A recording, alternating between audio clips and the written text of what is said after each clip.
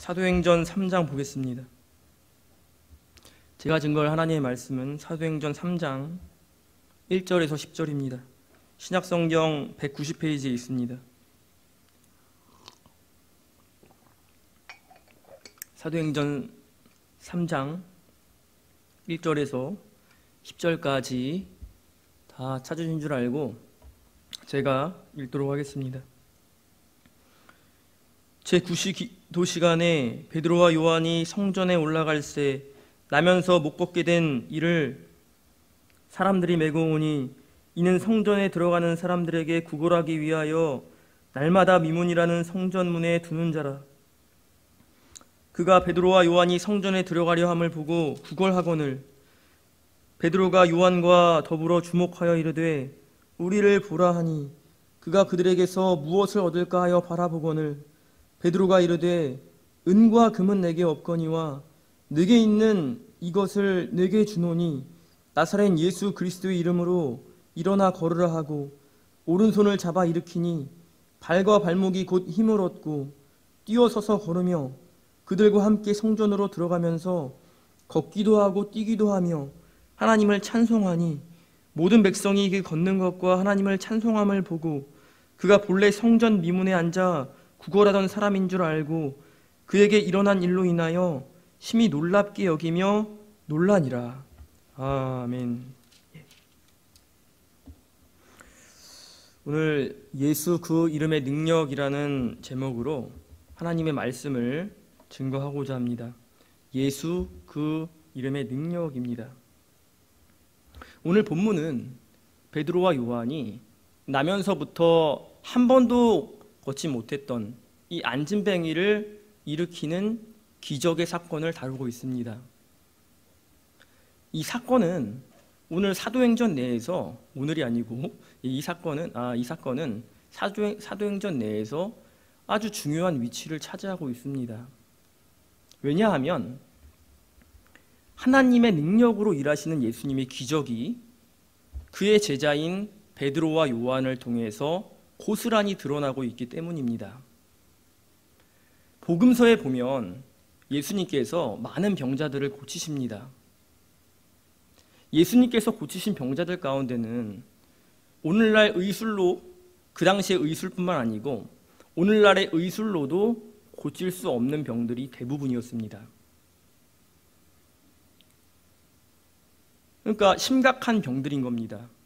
오늘날 최신 의술로 고치려고 해도 고쳐지지 않는 그러한 병들이 태반이었다는 것입니다. 그러나 이런 병들은 예수님 앞에서 아무것도 아닙니다. 예수님에게는 아주 쉬운 일이 되는 것입니다. 예수님께 나온 모든 병자는 다 고침을 받았습니다. 고침을 못 받았던 사람은 단 한 사람도 없었습니다. 이와 같은 예수님의 능력이 예수님이 승천하신 후에 처음으로 베드로와 요한에게 나타난다는 것은 그의 능력이 지상에서 계속적으로 발생하고 있다는 점에서 아주 중요한 사건이 된다는 것입니다. 그러니까 예수님이 승천하셨음에도 불구하고 예수님의 능력이 직접적으로 드러나는 첫 번째 사건이 바로 오늘 사건이라는 거예요, 지금. 그러니까 우리가 오늘 본문에 들어가기에 앞서서 한 가지 알고 넘어가야 될 사실이 무엇이냐면 그것은 예수님이 승천하셨음에도 불구하고 예수님의 이름을 믿는 사람들에게 예수님의 능력이 계속적으로 나타나고 있다는 것을 우리가 머릿속에 숙지하고 본문에 들어가야 된다는 것입니다. 1절을 보도록 하겠습니다. 제9시 기도 시간에 베드로와 요한이 성전에 올라갈새. 누가는 이렇게 기록하고 있습니다. 제9시 기도 시간에. 제9시는 표준 시간으로 말하면 오후 3시입니다. 근데 우리가 여기서 주목해 봐야 될 것은 기도 시간에라는 겁니다. 기도 시간에. 베드로와 요한은 오후 3시를 기도하는 시간으로 정해놓고 예루살렘 성전으로 올라가서 기도합니다. 사실 이 초기 그리스도인들의 삶과 사역에서 이 기도라는 것은 아주 필수적인 요소입니다. 이 초기 그리스도인들의 삶과 이 기도는요, 뗄래야 뗄 수가 없는 그러한 관계에 있는 것입니다. 이 초기 그리스도인들에게 이 기도는 삶의 일부분이고 또 삶 자체라고 말할 수가 있습니다. 누가는 이러한 사실을 반복적으로 강조를 하고 있습니다. 이 사도행전에서 몇 군데만 찾아보도록 하겠습니다. 사도행전 1장 13절에서 14절에 보면 사도행전 1장 13절에서 14절에 보면 사도들과 또 여자들과 또 예수님의 가족들, 또 그 외에 예수님을 믿는 120여 명의 성도들이 마가 요한의 다락방에서 오로지 기도에 힘썼다는 것을 우리가 알 수가 있습니다. 예수님의 약속, 성령을 기다릴 때에 이 예수님을 믿는 이 120여 명의 사람들이 한 일은 무엇이냐면 오로지 기도에 힘쓰는 일이었습니다. 또 사도행전 1장 24절과 25절 상반절을 보면요, 이건 한번 읽어보도록 하겠습니다. 사도행전 1장 24절에서 25절 상반절에 보면 그들이 기도하여 이르되 무 사람의 마음을 아시는 주여 이 두 사람 중에 누가 주님께 택하신 바 되어 봉사와 및 사도의 직분을 대신할 자인지를 보이시옵소서. 그러니까 사도들이 가룟 유다를 대체할 임시 방편에 사도를 뽑을 때에 자신들의 뜻대로 하지 않고 주님께 물어보고 기도하는 모습을 우리가 볼 수가 있습니다. 그리고 성령을 받은 후에 모든 예수님을 믿는 성도들이 또다시 오로지 기도에 힘쓰고 있다라는 이 기록이 사도행전 2장 42절에 또다시 나타납니다. 성령을 받기 전에는 기도할 수 있습니다. 왜냐하면 기도가 아니고서는 그 어려운 그 위험한 상황 가운데서 견딜 수가 없기 때문입니다. 그러나 예수님의 제자들은 또 예수님을 이 당시에 믿는 사람들은 성령을 받은 후에도 예수님께 기도하는 것을 끊임없이 진행하고 있다는 겁니다. 이만큼 기도가 중요하다는 거예요. 오늘 본문에서 베드로와 요한은 어김없이 자신들이 시간을 정해놓은 그 시간에 기도하러 예루살렘 성전으로 올라갑니다. 그 올라갈 때에 그 문 앞에서 이제 안진뱅이를 만나게 돼요. 그 문 앞에는 안진뱅이가 있었습니다. 2절을 보면 이렇게 기록하고 있습니다. 나면서 못 걷게 된 이를 사람들이 메고 오니 이는 성전에 들어가는 사람들에게 구걸하기 위하여 날마다 미문이라는 성전문에 두는 자라. 그가 베드로와 요한이 성전에 들어가려 함을 보고 구걸하거늘. 3절까지 읽었습니다. 우리가 이 2절을 통해서 이 안진뱅이의 상태가 어떠한가, 이 특징을 세 가지로 우리가 살펴볼 수가 있는데요. 첫 번째는 이 안진뱅이는 태어날 때부터 안진뱅이였습니다. 다시 말하면 나면서부터 장애를 가지고 태어났다는 것입니다. 굉장히 불쌍한 일입니다. 후천적으로 장애를 얻은 것이 아니고 나면서부터 장애를 가지고 두 다리를 쓰지 못하는 그러한 상태에 있었다는 것입니다. 특별히 사도행전 4장 22절에 보면 이 안진뱅이의 나이에 대해서 나타나는데요. 이 안진뱅이는 약 40살 정도 되었다고 합니다. 제가 지금 40살이에요. 그러니까 안진뱅이는요, 이 40년 동안 단 한 번도 서보거나 걸어보지 못했다는 겁니다.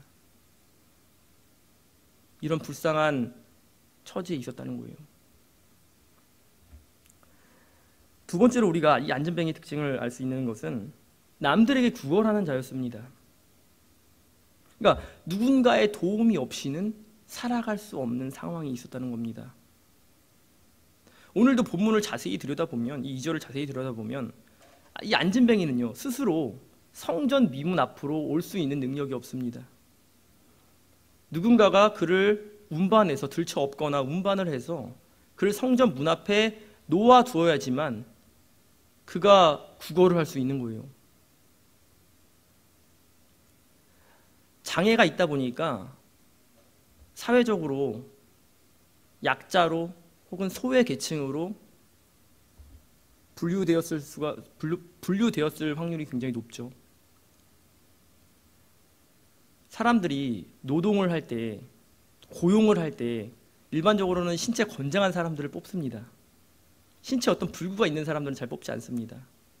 왜냐하면 이 일의 효율에 있어서 떨어지기 때문이에요. 그만큼 이익을 내지 못하기 때문입니다.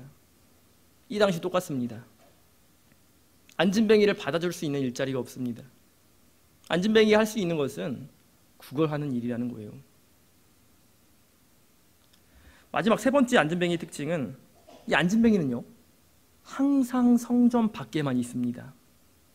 이것은 무엇을 뜻하냐면요, 이 안진뱅이의 육신의 상태가 장애가 있다는 것을 의미할 뿐만 아니고 영적인 상태에도 장애가 있다는 것을 보여주는 겁니다. 그러니까 육신만 병든 상태에 있는 것이 아니고 영적으로도 병든 상태에 있다는 것을 보여주는 거예요.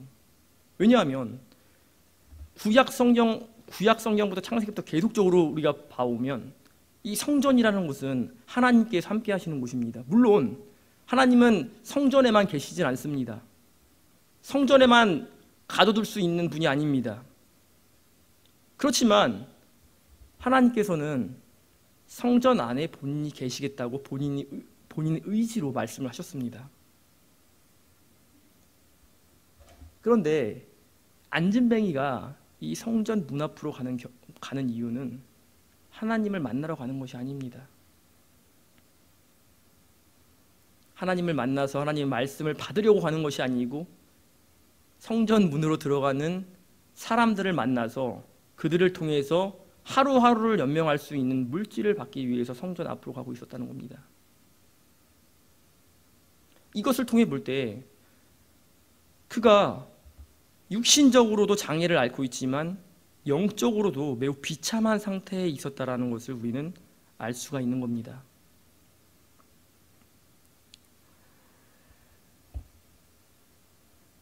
그때 이제 베드로와 요한과 이 안진뱅이가 성전 문 앞에서 마주하게 됩니다. 3절을 다시 한번 보겠습니다. 그가 베드로와 요한이 성전에 들어가려 함을 보고 구걸하거늘. 베드로와 요한이 성전으로 들어가는 것을 보고 이제 구걸을 하는 겁니다. 그때 베드로가 이렇게 말을 하고 있습니다. 4절에 보면 베드로가 요한과 더불어 주목하여 이르되 우리를 보라 하니, 우리를 보라 하니, 우리를 보라 하니라는 이 말에 우리는 주목해 봐야 합니다. 우리를 보라는 이 베드로의 말에는 사랑과 긍휼이 담겨 있는 말입니다. 우리를 보라는 것은 사랑과 긍휼의 표시라는 겁니다. 이 안진뱅이는 무관심에 익숙해져 있는 사람입니다. 아무도 이 사람에게 관심을 갖지 않습니다. 그런데 지금 베드로는 이 안진뱅이에게 관심을 보이고 있습니다. 우리는 그 관심을 사랑의 표현으로 볼 수가 있는 겁니다.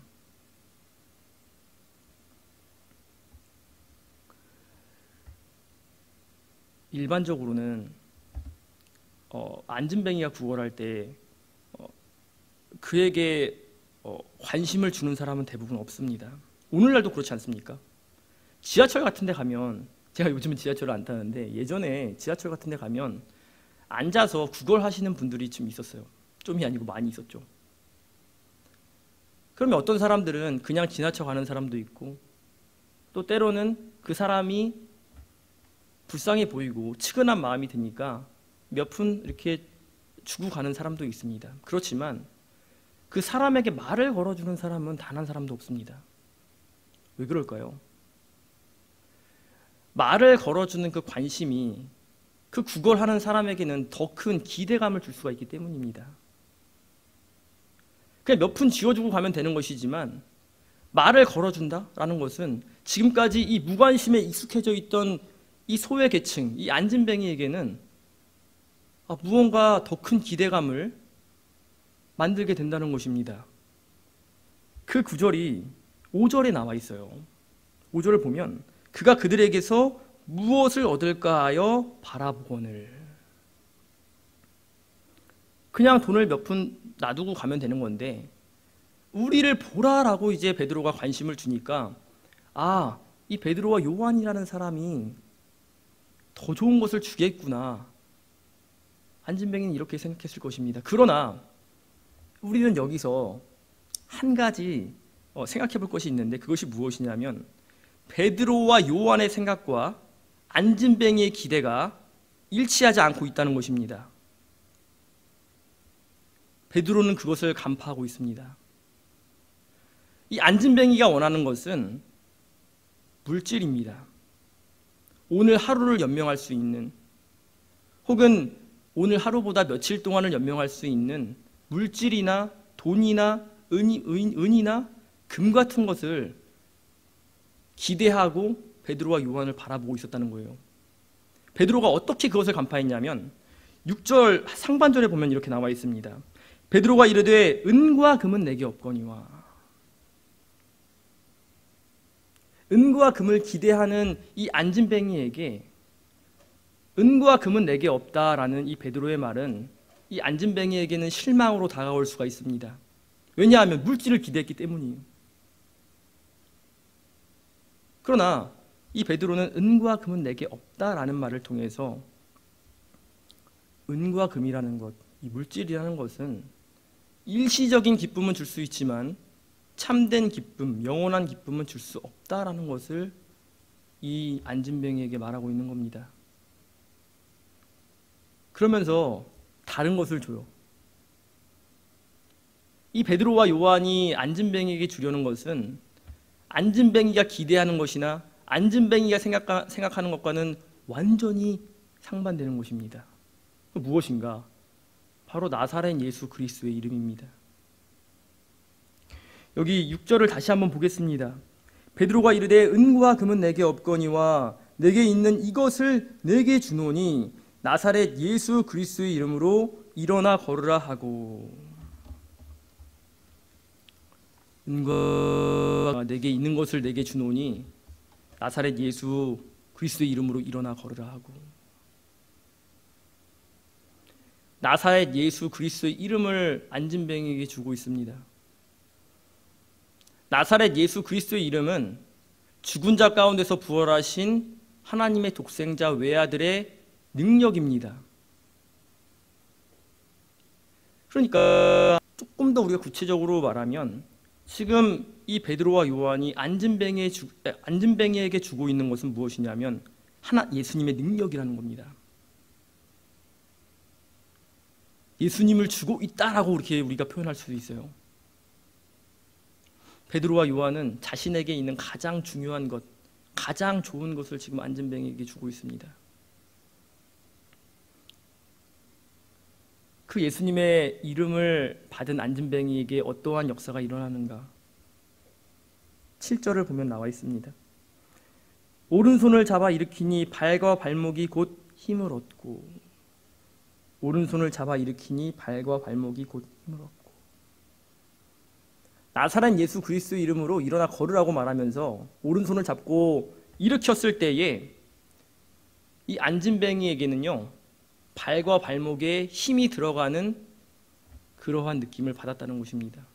그러니까 지금 그리스도의 이름이 이 안진뱅이에게 세상적으로 봤을 때 새로운 삶을 주고 있다는 것을 우리는 발견할 수가 있습니다.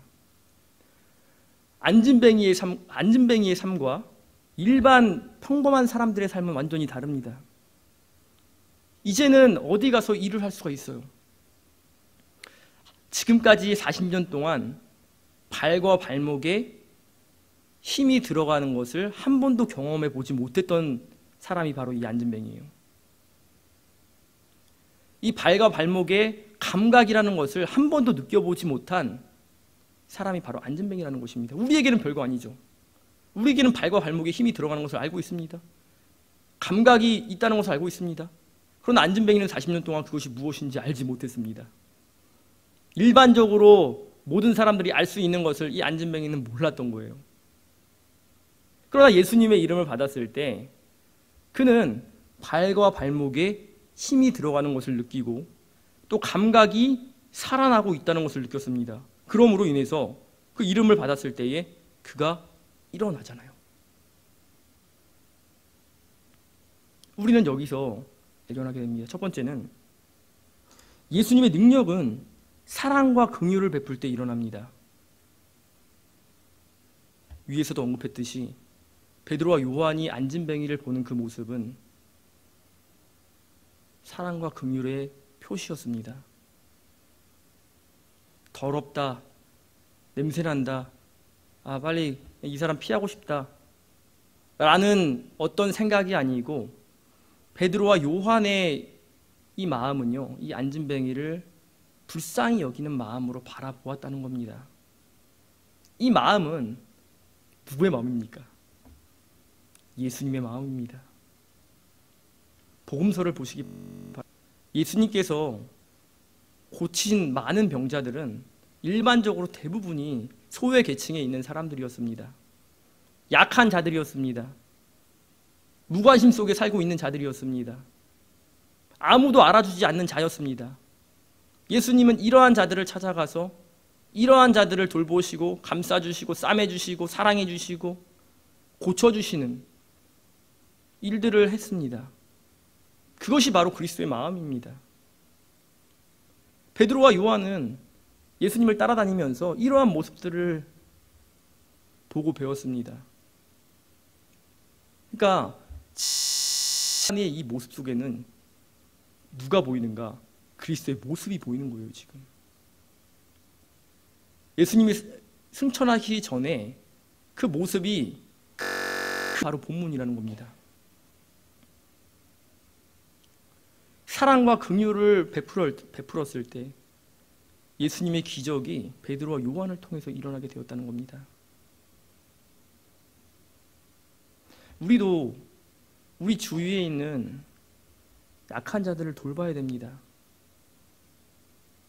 예수님은 이렇게 말씀하세요. 마태복음 25장 40절에 보면 임금이 대답하여 이르시되 내가 진실로 너희에게 이르노니 너희가 여기 내 형제 중에 지극히 작은 자 하나에게 한 것이 곧 내게 한 것이니라 하시고, 예수님은 이렇게 말합니다. 지극히 작은 자에게 한 것이 나에게 한 것이다. 굉장히 놀랍습니다. 지극히 작은 자에게 한 것이 누구에게 한 것이냐면 지극히 높으신 분에게 한 것이라고 지금 예수님이 말씀하고 있는 것입니다. 이 안진뱅이는 사회적으로 볼 때 얼마나 낮은 자이고 얼마나 작은 자입니까? 그렇지 않습니까? 베드로와 요한은 이러한 자들에게 긍휼과 사랑을 베풀었다는 겁니다. 우리도 그래야 됩니다. 우리에게 이익이 되는 사람들에게 가서 잘 보이는 것이 아니고 나의 도움이 필요한 사람들, 또 긍휼을 받아야 되는 그 사람들, 연약하고 낮은 위치에 있는 사람들, 소외 계층에 있는 그 사람들에게 가서 예수님의 사랑을 전해야 될 필요가 있다는 거예요. 우리나라도 그렇잖아요. 얼마나 연약한 나라였습니까? 일본의 식민지 치하에서 벗어났을 때 이 안진뱅이와 같은 나라 아니었습니까? 미국이 볼 때, 여러 강한 나라들이 볼 때 우리나라는 그런 약소국이었습니다. 그런데 그 강한 나라에서 와가지고 우리나라를 도와줍니다. 그냥 도와주는 것이 아니고 도와주면서 예수님을 증거하는 거예요. 그리스도인들이 사회에 뛰어들어서 이 어려운 사람들을 도와줬다는 겁니다.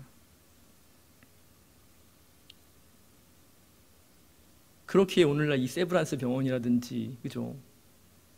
고려대학교라든지 여러 기관들이 세워졌잖아요. 우리도 그러한 위치에 있어야 됩니다. 두 번째로 우리가 알 수 있는 사실은 예수님의 이름이 능력의 원천이라는 겁니다. 예수님의 이름이 능력의 원천입니다. 안진뱅이가 일어난 것은 베드로와 요한의 능력이 아닙니다. 그것은 순전히 예수님의 능력이라는 겁니다.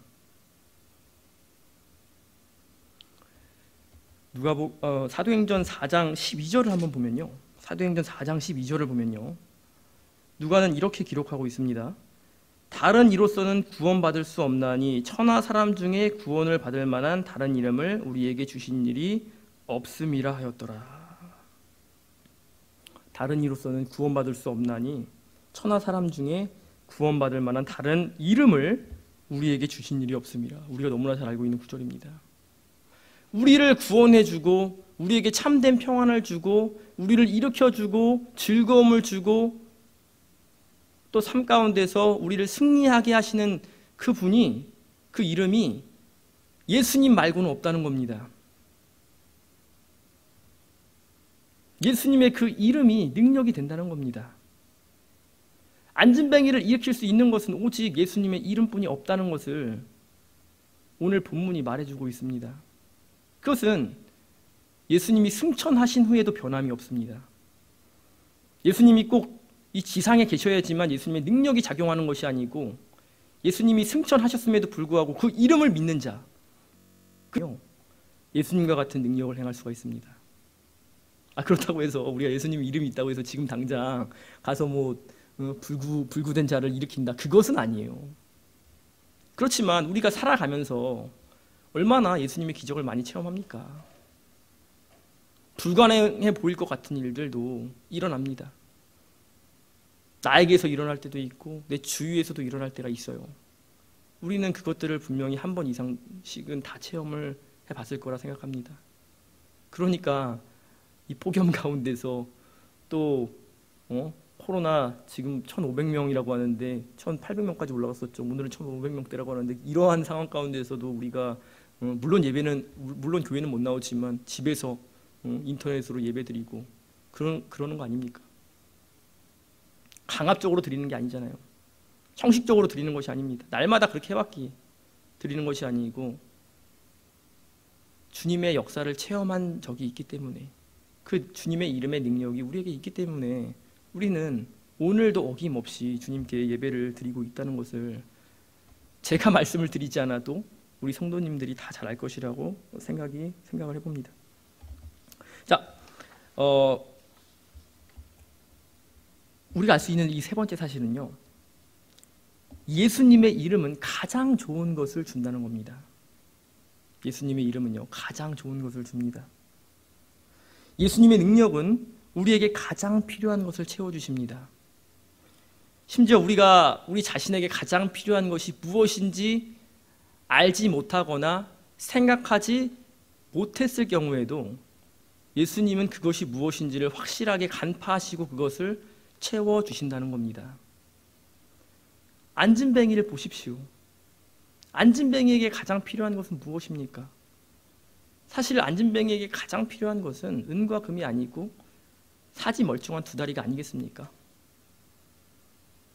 그러나 그의 이 병을 고친다는 것은 사실은 인간적으로는 불가능한 거잖아요.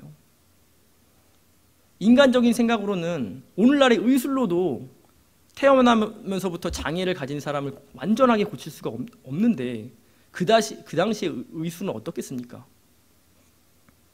그러니까 안진뱅이는요, 걷거나 이런 소망조차 없고 이것을 구할 생각조차 하지 않았다는 겁니다.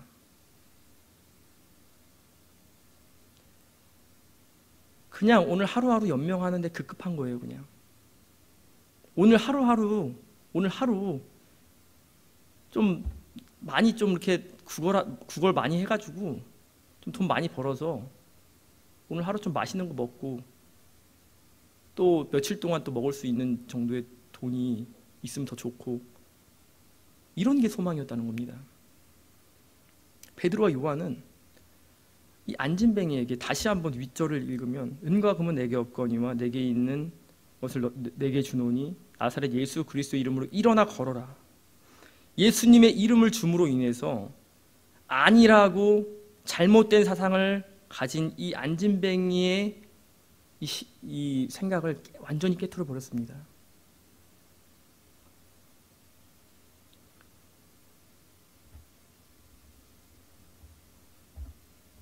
이제 안진뱅이는 새로운 삶을 살게 되는 겁니다. 그런데 우리는 예수님의 기적이라는 것이 항상 무언가를 더욱 많이 끌어온다라는 것을 알고 있습니다. 복음서에 보면 예수님이 기적을 행하실 때 단지 그 병자만 고침을 받는 것이 아니고 또 다른 역사들이 일어난다는 거예요.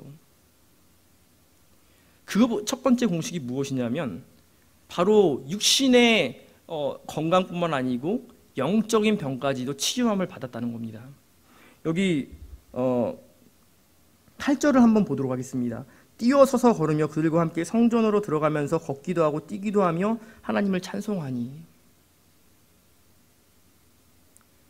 그가 육신의 멀쩡함, 육신의 건강함을 얻고 나서 한 일은 드디어 성전에 들어가는 일입니다. 성전에 들어가서 하나님을 찬양하는 일이에요.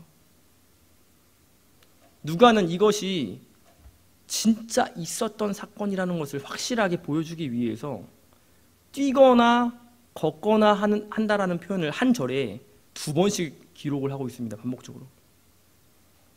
여기 8절을 보면 뛰어서서 걸으며 한번 보면 나오잖아요. 그럼 그냥 성전에 들어가서 하나님을 찬송하니 이렇게 말해도 무방한 표현입니다. 그런데 누가는요, 뛰어서서 걸으며 그들과 함께 성전으로 들어가면서 또 걷기도 하고 또 서기도 합니다. 그러니까 이것이 진짜로 있었던 일이라는 것을 확실하게 말을 하고 있다는 겁니다. 안진뱅이는 새로운 삶을 얻었습니다. 그것은 육신적인 새로운 삶뿐만 아니고 이제는 성도로서 하나님의 백성으로서 성전에 오가며 기도하며 찬양할 수 있는 그러한 아주 복된 삶을 얻었다는 것을 우리가 보게 됩니다. 복음서에도 많이 있죠. 예수님이 분명히 육신의 병을 고쳐주셨을 때는 영적인 병도 고쳐주셨다는 거예요. 근데 예수님이 승천하셨음에도 불구하고 예수님의 이름으로 나아가면 육신의 병뿐만 아니고 영적인 병도 고쳐준다는 그러한 내용이 오늘 본문에 처음으로 나타난다는 거죠. 두 번째 공식은요, 9절 10절입니다. 9절과 10절을 보겠습니다. 모든 백성이 그 걷는 것과 하나님을 찬송함을 보고 그가 본래 성전 미문에 앉아 구걸하던 사람인 줄 알고 그에게 일어난 일로 인하여 심히 놀라게 여기며 놀라니라. 오늘 이 10절도 참 어떻게 보면 기이한 구절입니다. 그에게 일어난 일로 인하여 심히 놀라니라, 이렇게 문장을 마치면 될 것을 누가는요, 그에게 일어난 일로 인하여 심히 놀랍게 여기며 놀라니라. 원문에도 분명히 그렇게 써 있습니다. 놀란다는 표현이 2번 나타나요. 그러니까 예수님의 기적은 놀라운 역사라는 겁니다.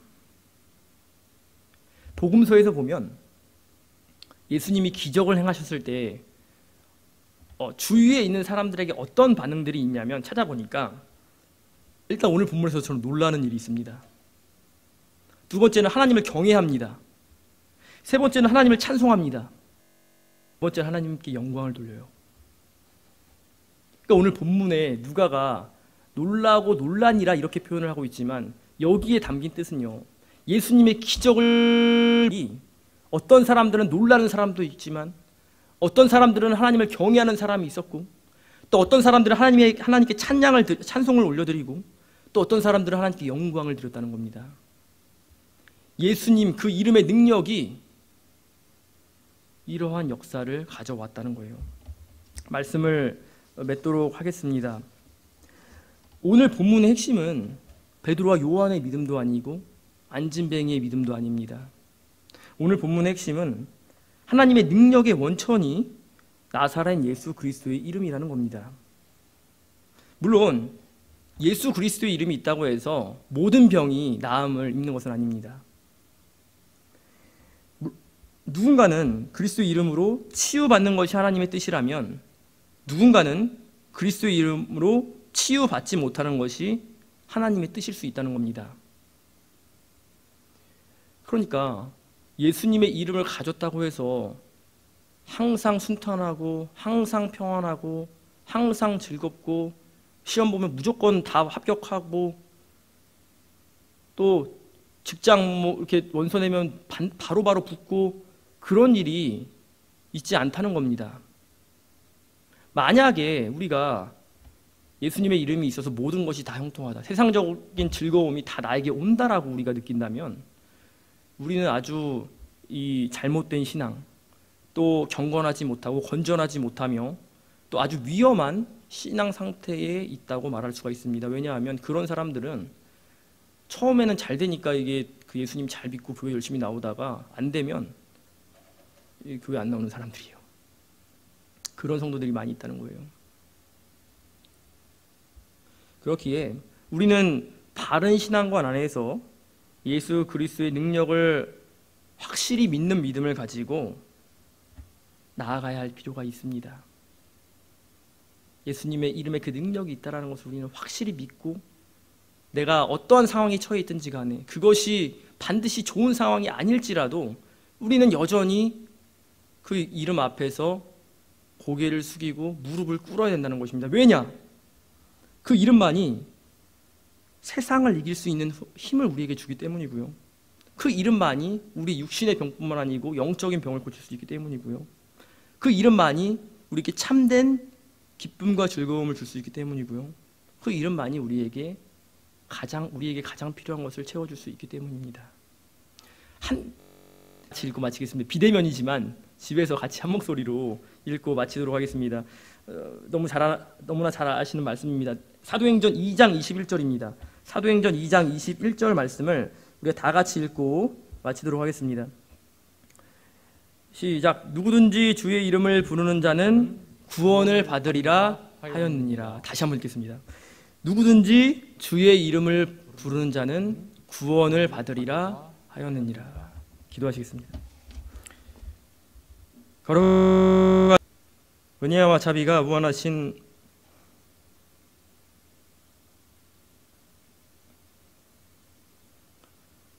우리 하나님 아버지, 은혜와 사랑을 감사합니다. 안진뱅이가 예수님의 이름으로 새로운 삶을 얻었다 하였사오는데 우리의 삶을 돌아볼 때에 우리의 믿음이, 우리의 영적 상태가 안진뱅이처럼 침체되어 있진 않은지, 우리가 교회에 나오지만, 우리가 주님을 바라본다고 하지만 우리가 세상 살기에 급급해서 물질적인 거에 우리의 마음을 두고 있지 않은지를 생각해 보게 하시고, 우리가 회개하고 주님의 이름의 능력만을 의지하는 저희들이 될 수 있도록 도와주시기를 간절히 원합니다. 주님의 이름에 능력이 있음을 저희가 알고 있사오니 우리가 이 세상을 이기기 위해서는 반드시 주님의 이름이 있어야 하고, 우리가 주님의 이름 앞에 굴복하고 또 주님의 이름을 가지고 우리가 복음을 증거해 나아가는 저희들이 될 수 있도록 하나님 도와주시기를 간절히 원하옵고, 이후에 있을 모든 시간들도 하나님 지켜주시고 붙들어 주시기를 간절히 원하오며 예수님의 이름으로 감사하며 기도드리옵나이다. 아멘.